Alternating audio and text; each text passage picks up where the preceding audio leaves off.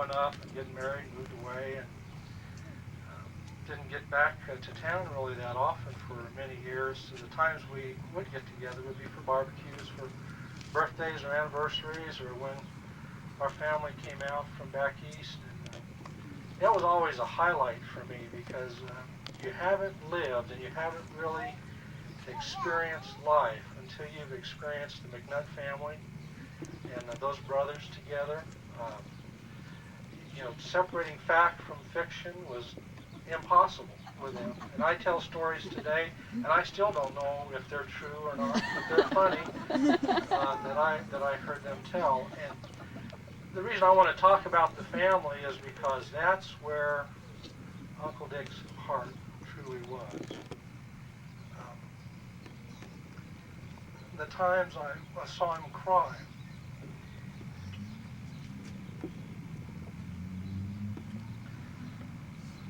was when he had to say goodbye. He would love this, though, because he loved being the center of attention, for one thing, and this would make him very happy. But most of all, he loved his family. And I don't know if anybody could keep everybody straight in this big family, but Uncle Dick could. And he loved every one of you. And he's loving you now. We'll be with him again. Thank you, Philip. Anyone else?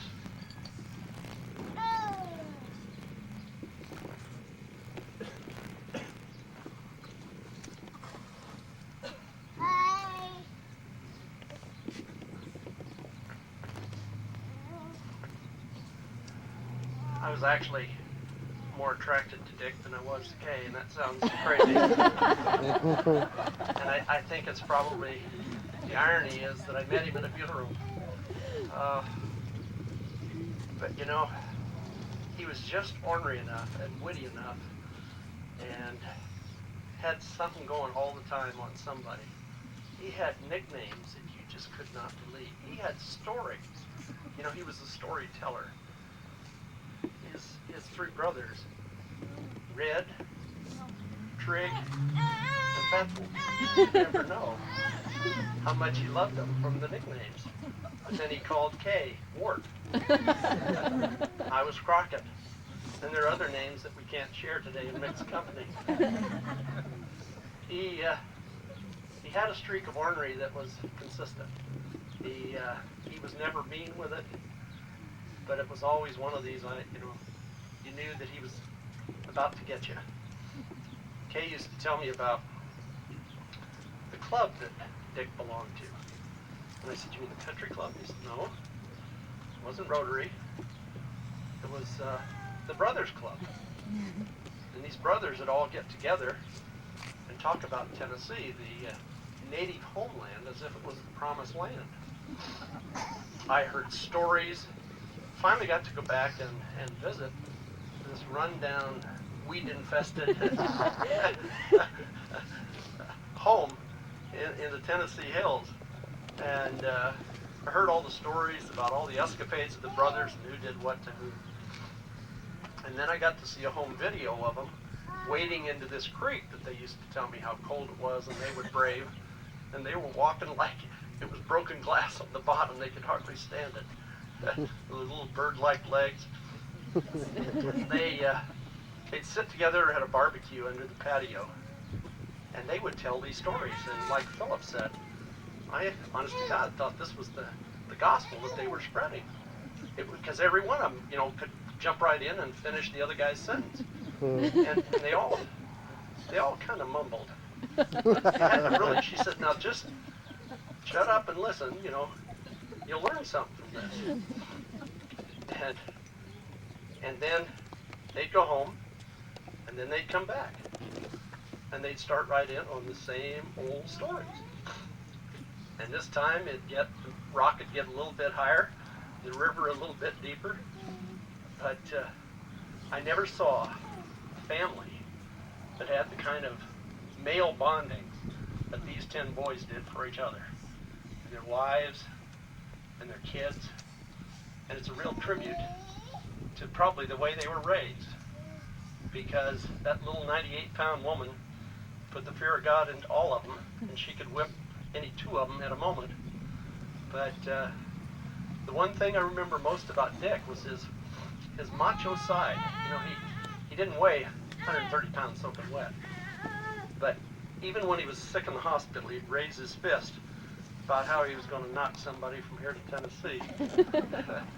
And one of the things when Charlie and Dick and I were alone in the hospital, they were telling a news story. I hadn't heard this one, and I made some notes. Dick, who was having a really hard time communicating, but he obviously wanted to say something to his brother. And he said, "Fat boy, why is it?"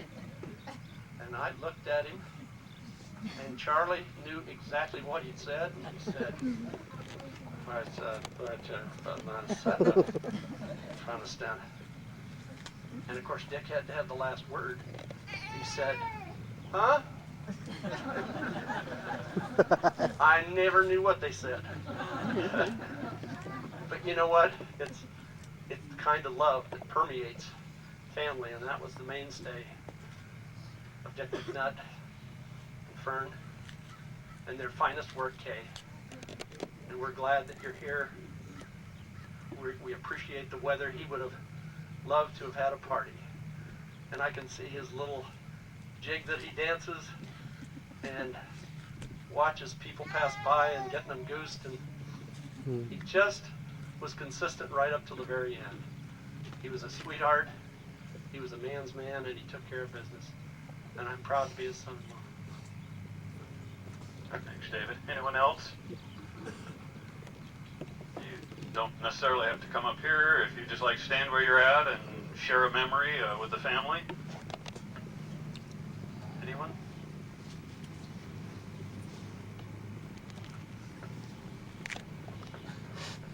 For those of you who don't know us, we're the Quintana family. We were their neighbors for 24 years across the street. We had 3 families that were adult, elderly people living across the street that took me and my brother in as latchkey kids, as grandparents.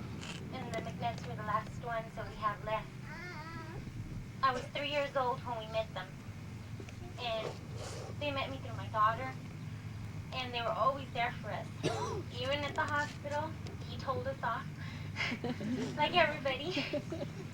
And he pulled his pranks on us. But we really love him, and we're really going to miss him.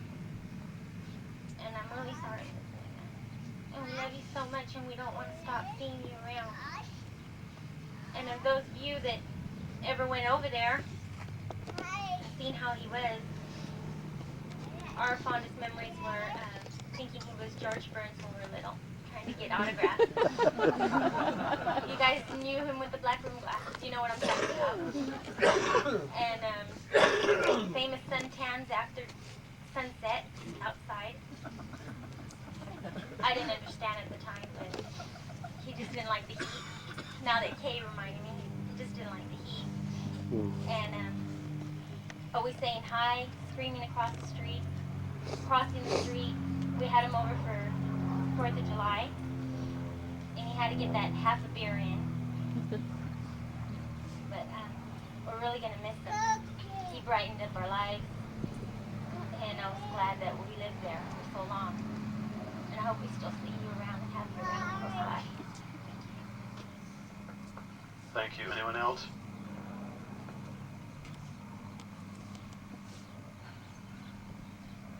Well, it's good at times like this where we can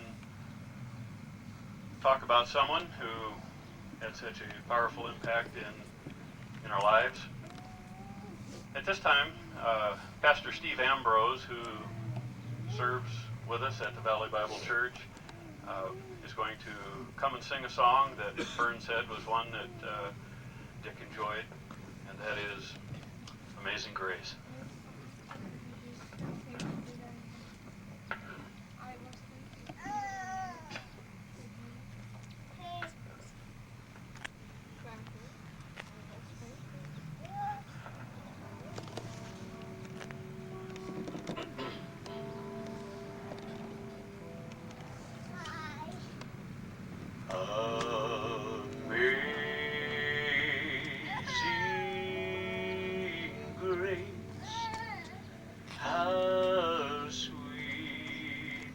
sound that saved a wretch like me.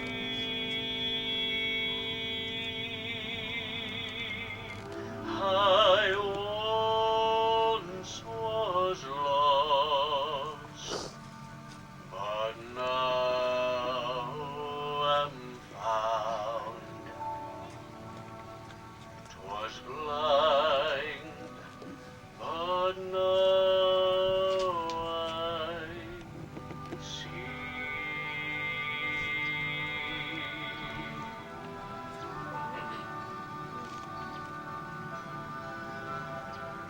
It was grace that taught my heart to fear, and grace my fears relieved.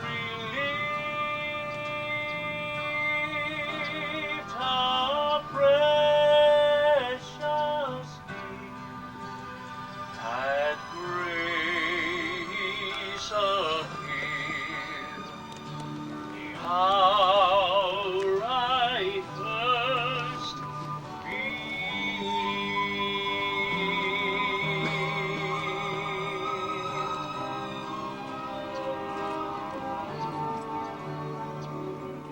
Through many dangers, toils, and snares, I have already come.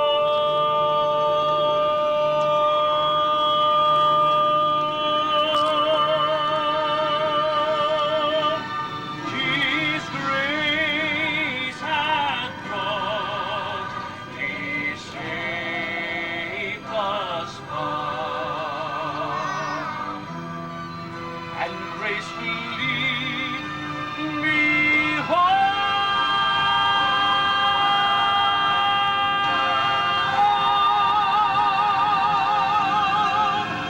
When we've been there 10,000 years. The first part talks about that sort of a shepherd-sheep relationship. David wrote this. He was the king of Israel way back then, and before he became king, he was a shepherd. Got a lot of sheep. We saw some just coming up here today. On behalf of the McNutt family and Delano Mortuary, I would like to thank you all for being here for them right now. This is when they need you the most. At this time, this concludes the service. If you would like to come by and pay your respects to the family and tell Dick goodbye one last time, thank you for coming.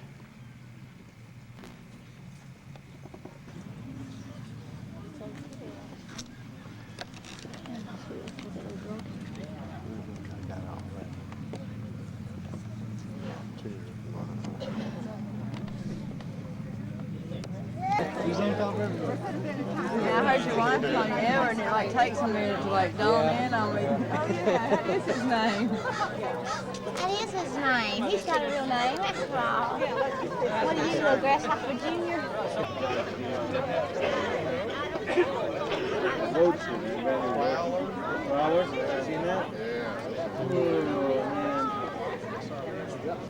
Yeah, Rebecca and Aunt Fern.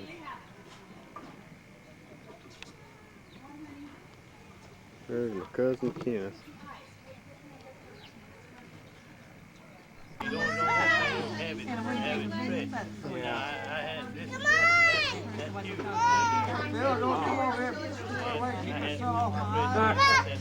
Too hot for me.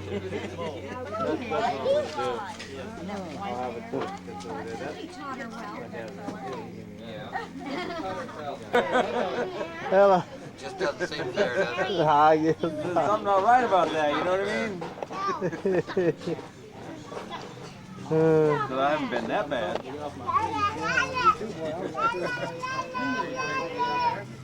that's something to do with my got five grandkids now. You got 5 grandkids. Damn. Can you believe that? No, I can't believe it. That's too many. That's wild.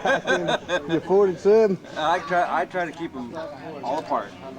I don't want them all at once. They'll gang up on you. I don't stand a chance. No, that's what I do like I just gotta keep them all separate. Well, Ricky's when the last time was you in Tennessee? Hey, come here, give me a little of that. We were just saying that it was about 32 years ago. 32 years ago. Yeah, I was 16, I think. Good gracious. 16 years old, and I'm 47 now, so well, about 15 and 16. So you live in what, San Jose or where? No, Sacramento. Well, I am now, but I'm in Sacramento, but I was living in San Jose, and then the last time I went there, I think I went there with Uncle Dick. Uh-huh. Uncle Dick was out there. That's what I think the last time I was there. Hey, Hey, she's calling you. oh, I didn't hear there. What? Do you remember when Edward and I were staying at your house one night and Darla and Edward sitting there having their drinks and cooking that cold turkey all night, and you and I got disgusted. Probably. Probably. Like some It wouldn't take much to entertain those guys. Well, now, how much older is Kay than you? Oh, when they got together, forget it. There's nothing you can do. So you No. kind She's like a big sister. yeah. Okay, was. But you started dating again. Are you glad Yeah. that Yeah. Barney came? I was pleased to see you. I was glad that Kay's Uncle Barney got here. Yes, yes, I was You know, glad that- to it was have nice. 3 brothers. Yeah, that was good. But he'd been taking some medication that wasn't free and was, making Oh. This is his son. Oh. I got it. It's a pit. Yeah. Was my daddy, you talking about my daddy? Yeah. Yeah, he ain't worth flip. That's it. He's a good daddy. I've heard good things over the years of. A lot of good memories. Yeah. That's down there. She said you were always protecting. You were always Taking a picture. Hurry up, Chris. Here we go. Say cheese. Blue burger. Cheese. All right, that's it. Well, now y'all